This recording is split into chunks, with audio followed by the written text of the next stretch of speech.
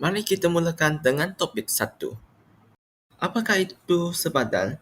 Sepadan ialah garisan sebenar atau tiruan yang memisahkan kawasan geografi. Sepadan memisahkan negara, negeri, wilayah, daerah, bandar dan pekan. Kerajaan sesuatu wilayah hanya boleh menguatkuasakan undang-undang di dalam sepadannya. Ini adalah contoh sepadan antara negeri di negara Malaysia. Sepadan berubah mengikut masa. Bagaimanakah berlaku perubahan tersebut?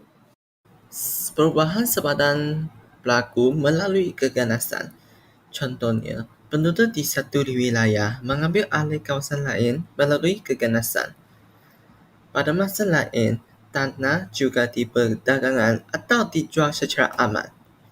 Banyak keadaan, tanah dibahagikan selepas perang melalui perjanjian antarabangsa. Kadang-kala, sepadan jatuh di sepanjang sepadan semula jadi, seperti sungai atau banjalan gula. Ini merupakan faktor-faktor perubahan sepadan tersebut. Orang ramai hanya boleh bergerak bebas di dalam sepadan negara mereka sendiri, tetapi mungkin tidak dibenarkan menyeberang ke negara jiran. Sepadan merupakan kedaulatan sesebuah negara. Untuk melindungi sepadan negara, kebanyakan negara mempunyai kehadiran tentera atau penguatkuasaan undang-undang di sepanjang sepadan mereka. Terdapat beberapa isu pertikaian perseorangan darat yang telah menggugat ketenteraman rakyat di Malaysia. Pertikaian berlaku adalah dari segi kawasan, sumber dan budaya. Pertikaian kawasan terjadi apabila sesuatu kawasan negara menuntut sesuatu kawasan di dalam sesebuah negara lain yang ditawar adalah miliknya. Pertikaian jenis ini berlaku disebabkan oleh alasan budaya atau faktor sejarah. Selain itu ialah pertikaian sumber. Pertikaian sumber pula selaras dengan perkembangan populasi penduduk dunia dan juga keperluan kepada sumber asas seperti makanan, minuman dan minyak yang menjadi semakin kritikal untuk sesebuah negara terus hidup. Pertikaian sepadan ini biasanya kerana perebutan ke atas sumber-sumber asli untuk kepentingan ekonomi sesebuah negara. Di samping itu, perbezaan budaya adalah satu bentuk lagi punca kepada pertikaian sepadan. Perbezaan ini, walaupun sukar untuk menentukan sebenarnya, namun perbezaan ini kerap menjadi punca kepada pertelingkahan yang melibatkan penduduk sesebuah negara. Marilah kita memfokuskan salah satu konflik semasa persepadan darat di Malaysia, iaitu peristiwa Hitam Lahad Datu.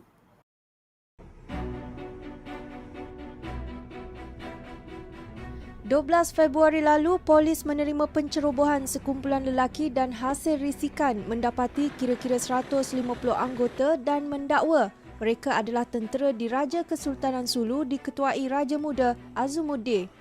Rundingan dimulakan pada 14 Februari bagi meminta kumpulan bersenjata itu menyerah diri namun tetap berdegil dan menuntut Sabah yang didakwa sebagai hak milik Sultan Sulu. Berdasarkan berita tersebut, kita sudah tahu bahawa isu persebarangan peristiwa Hitam Lahad Datu di Sabah adalah konflik antara Malaysia dengan Filipina.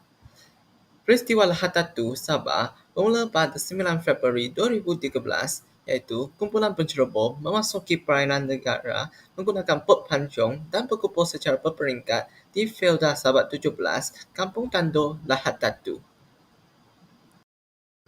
Pada 11 Februari, lebih 100 lelaki berpakaian ala tentera dan pesenjata api dikesan berkampung di Kampung Tandor. Laporan polis dibuat oleh nelayan tempatan yang mengesan kehadiran kumpulan ini pada waktu malam. Tapi, mengapakah penceroboh Filipina menceroboh Lahad Datu Sabah? Punca pencerobohan Lahad Datu berlaku adalah untuk membuat dua tuntutan kumpulan tersebut kepada kerajaan Malaysia. Antara dua tuntutan tersebut melalui rundingan adalah tuntutan pertama, kumpulan itu tidak mahu dikenali sebagai kumpulan militan, sebaliknya mereka mahu diiktiraf sebagai tentera Diraja Kesultanan Sulu. Satu lagi tuntutan yang dibuat adalah menggesa kerajaan Malaysia agar tidak menghantar balik rakyat berketurunan Sulu yang tinggal di Sabah. Mereka membuat tuntutan terhadap Sabah kerana Sabah merupakan salah satu wilayah Kesultanan Sulu pada masa lalu. Pada tahun 2001, Mahkamah Antarabangsa memutuskan bahawa Sabah dan kawasan kepulauan adalah milik Malaysia. Mereka sebagai penyokong Kesultanan Sulu mengetepikan dalam perundingan perjanjian damai melibatkan antara Kerajaan Filipina dan Barisan Utama Pembebasan Islam Moro yang diumumkan oleh Presiden Filipina Bernardo Aquino pada tahun 2012. Sultan Jamaluddin III mentawar dirinya sebagai pewaris sah kepada takhta Sulu telah meletakkan pada 11 November 2002 bahawa kontijen awam dan tentera harus menuntut hak-hak wilayah di Borneo Utara. Tuntutan penceroboh Filipina terhadap sempadan Sabah berlaku secara pertumpahan darah apabila pertempuran pertama tercetus antara pasukan keselamatan dan penceroboh. Pada 4 Mac 2003, Presiden Bernardo Aquino III berjanji menyelesaikan pencerobohan di Sabah melalui jalan keamanan. Beliau mengatakan bahawa tindakan yang dilakukan oleh tentera Kesultanan Sulu adalah untuk menemukan beliau dan merupakan satu cubaan untuk merosakkan perjanjian damai yang sedang diusahakan antara Malaysia Filipina dengan bangsa Moro ketika itu. Pada 5 hingga 22 Mac 2013, Perdana Menteri mengumumkan Ops Darat bagi menjaga maluah dan kedaulatan negara.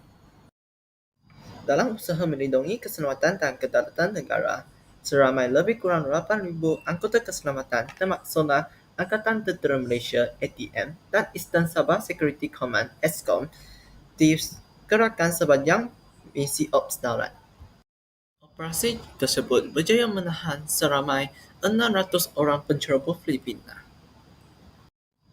Ini menunjukkan usaha Malaysia telah berjaya mengekalkan kedaulatan di wilayah Sabah. Peristiwa di Lahad Datu adalah peristiwa hitam pada rakyat Malaysia kerana peristiwa tersebut telah menggugat ketenteraman rakyat Malaysia dan terdapat perkembangan nyawa seramai 70 orang dalam kejadian tersebut. Selepas konflik antara Malaysia dengan penceroboh Filipina terhadap tuntutan Sabah, ini telah memberikan implikasi terhadap negara Malaysia. Sebagai contoh, Malaysia menempatkan tentera laut di Raja Malaysia dalam zon ESCOM. Zon ESCOM adalah dilancarkan pada 7 Mac 2003 semasa penceroboh tersebut.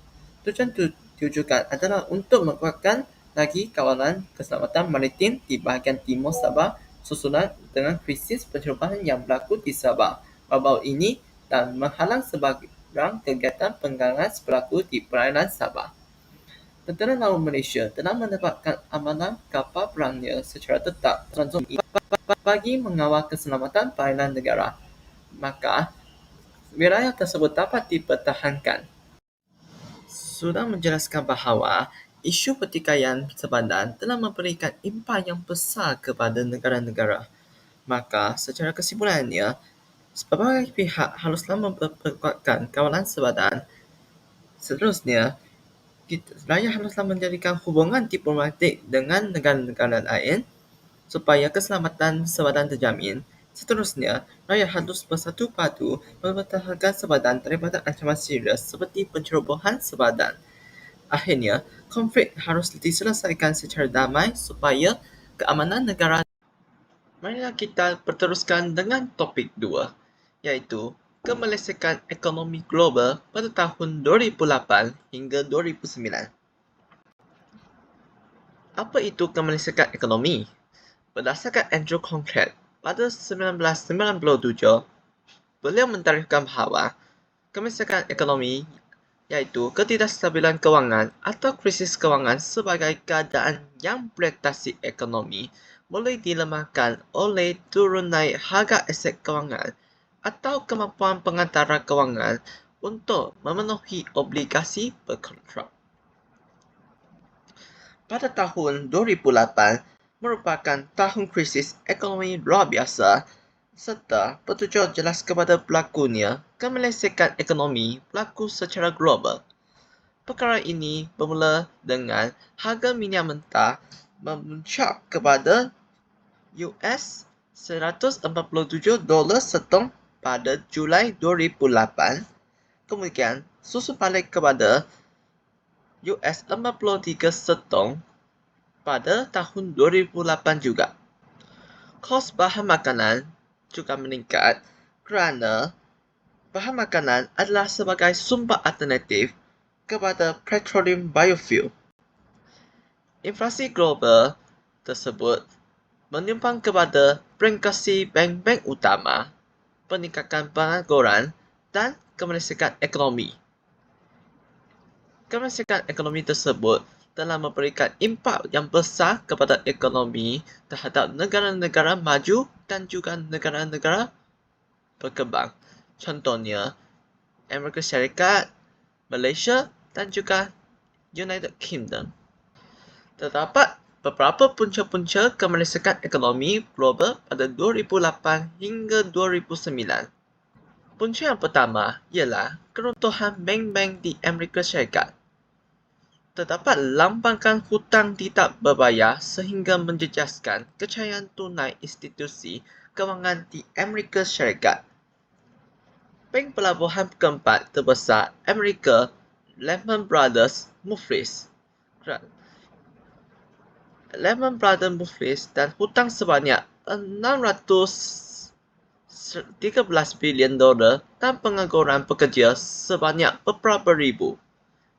Ini memberikan impak yang besar kepada kemerdekaan ekonomi. Punca yang kedua ialah industri hartanah merudum. Keruntuhan bank-bank di US seperti Lehman Brothers menyebabkan rumah terpaksa dilelong kerana pembeli tidak mampu terus membayar. Marilah kita lihat kepada data pada 2008, bilangan harta permulaan AS iaitu Amerika Syarikat yang menghadapi rampasan balik meningkat pada sukuran ketiga pada 2008 adalah sebanyak 765,558 kerana pembeli tersebut tidak mampu terus membayar terhadap harta perumahan tersebut. Punca ketiga ialah kegagalan pertanian. Contohnya, pemanasan global telah memberikan impak yang besar kepada kekurangan hasil pertanian seperti beras kerana bahan makanan utama dunia diperdagangkan di bursa saham untuk mendapatkan keuntungan yang lebih besar. Punca keempat ialah permintaan ke atas makanan meningkat.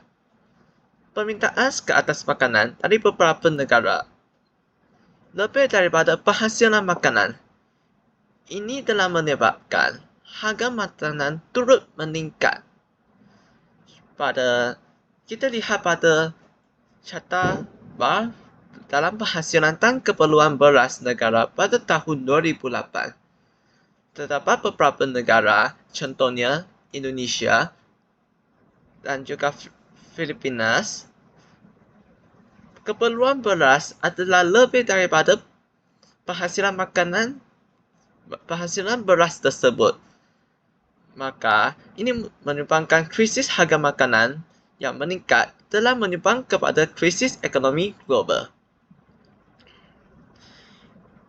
Krisis ekonomi tersebut menyebabkan berbagai kesan negatif bukan sahaja kepada negara-negara maju, juga memberikan impak yang besar kepada negara-negara yang membangun. Kesan yang pertama adalah perdagangan melosot. Kita lihat kepada indeks keripatik pada 2008 tersebut, terdapat perjatuhan jumlah perkapalan sebanyak 50% dalam seminggu kerana krisis kredit menyukarkan para pengekspor memperoleh surat kredit. Ini telah memberikan kesan kepada perdagangan iaitu harga barangan komoditi jatuh merudum dan tidak mempunyai keuntungan dalam perdagangan berbandingan kos pengeluaran. Ini dapat memberikan kesan kepada pelabur dan juga rakyat iaitu bahan import akan bertambah mahal dan juga kenaikan harga barang kerana inflasi global berlaku. Marilah kita melihat kepada kesan yang seterusnya iaitu kemerosakan nilai mata wang. antara negara yang mengalami kemerosotan nilai mata wang disebabkan oleh kemerosotan ekonomi, iaitu Amerika Syarikat. Marilah kita melihat kadar mata wang ringgit Malaysia pada USD. Pada 2008, dia telah menyumbang 3.45 ringgit bertukar menjadi 1 USD adalah lebih rendah daripada 3.9 ringgit bertukar menjadi 1 USD pada 1997. Ini telah menunjukkan kelemahan dan juga kemerosotan nilai mata wang Amerika Syarikat dan juga kekawakan ekonomi antarabangsa. Ekonomi Malaysia mencatat pertumbuhan sebanyak 4.6% daripada tahun 2008. Tapi, walau bagaimanapun, sektor perkilangan terbelakang industri prioritaskan ekspor menjadi lemah daripada separuh kedua tahun itu, sejajar dengan kemerosotan permintaan global dan pembentukan mendadak harga komoditi. Kesan seterusnya ialah harga komoditi melambung tinggi. Terdapat ada dua krisis, iaitu harga komoditi melambung tinggi. Sebahagian besarnya disebabkan pembelian oleh dana industri, dibekukuh oleh permintaan asas yang teguh dari segi ekonomi yang sedang pesat membangun yang besar. Dan selepas Julai 2008 pada raja tersebut, krisis yang dua iaitu harga komoditi melambung rendah kerana pasar komoditi serta perkembangan ekonomi yang buruk di ekonomi maju telah mendorong kepada pembentukan harga komoditi dengan pesat dan mendadak.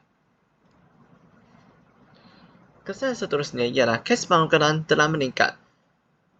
Berdasarkan sumber Bank Negara Malaysia pada 2008, terdapat peningkatan pengangguran sebanyak 36,000 orang atau 3.7% daripada jumlah penduduk negara. Kebanyakan daripada statistik itu adalah daripada sektor perkilangan ekoran, kekurangan pengekspor kerana kemerosotan ekonomi di Amerika Syarikat pada 2008. Terdapat beberapa langkah kerajaan untuk mengatasi kemerosotan ekonomi global pada 2008 hingga 2009. Langkah yang pertama ialah pelaksanaan rangsangan tasar fizikal. Berdasarkan melihat kita lihat kepada hasil kerajaan persekutuan daripada hasil cukai, terdapat meningkatkan levy minyak sawit, iaitu levy tersebut dinaikkan kepada 2,500 setan metrik di Semenanjung Malaysia dan 300 setan metrik di Sabah dan Sarawak di bawah Pri 2. Peratus harga CPO bagi 9 bulan pertama tahun 2008 iaitu RM2,262 setan metrik. Adalah langkah seterusnya untuk meningkatkan ekonomi iaitu meningkatkan hasil bukan cukai. Ia telah menyumbang 34.3% kepada jumlah keseluruhan hasil pada 2008. Sumber utama hasil bukan cukai adalah terimaan dividen daripada Petroleum Nasional Berhad iaitu Petronas dan Bank Negara Malaysia (BSN). Di samping itu, terimaan daripada persekuritian pinjaman perumahan kaki tangan dan juga kerajaan dan dividen syarikat berkaitan dengan kerajaan dijangka meningkatkan kutipan hasil bukan cukai untuk memulihkan ekonomi di Malaysia pada 2008 tersebut. Dasar itu yang dasar kewangan. Terdapat Bank Negara Malaysia BNM telah menurunkan kadar faedah untuk menggalakkan pinjaman dan pelaburan serta meningkatkan kecayaan dalam pasaran kewangan. Malaysia sebagai negara terbuka dari segi perdagangan dan pelaburan terkesan akibat krisis berkenaan itu. Sebagai langkah menangani situasi berkenaan, BNM menurunkan OPR daripada 3.5% pada Oktober 2008 kepada 2% pada Mac 2009, iaitu pengurangan 150 mata asas. Ini telah membantu ekonomi melalui penggunaan kos pembayaran yang boleh merangsang aktiviti pelaburan dan penggunaan. Langkah seterusnya ialah perdagangan luar dibekukuh. Terdapat 3 sumber utama ekonomi yang telah membantu dalam perdagangan luar di Malaysia iaitu kelapa sawit, getah dan petroleum. Marilah kita lihat kepada salah satu contoh. Pada 2008, terdapat pengeksporan kelapa sawit adalah sebanyak 112.43 bilion ringgit. Dia telah menunjukkan pengeksporan yang tinggi terhadap komoditi kepada negara lain dan ia akan memberikan impak yang besar kepada ekonomi pertumbuhan ekonomi negara kita. Sebagai kesimpulannya, kekawakan ekonomi memberikan impak yang besar terhadap pembangunan dan pertumbuhan negara dalam berbagai bidang. Perkara ini sukar dikawal kerana melibatkan kemerosokan ekonomi global yang dialami keseluruhan negara. Oleh itu, pihak kerajaan mengubah dasatan polisi negara, manakala pihak rakyat harus menyokong langkah-langkah kerajaan demi pemulihan ekonomi negara berjamin. Ini adalah pembentangan dan persembahan saya pada hari ini. Sekian, terima kasih.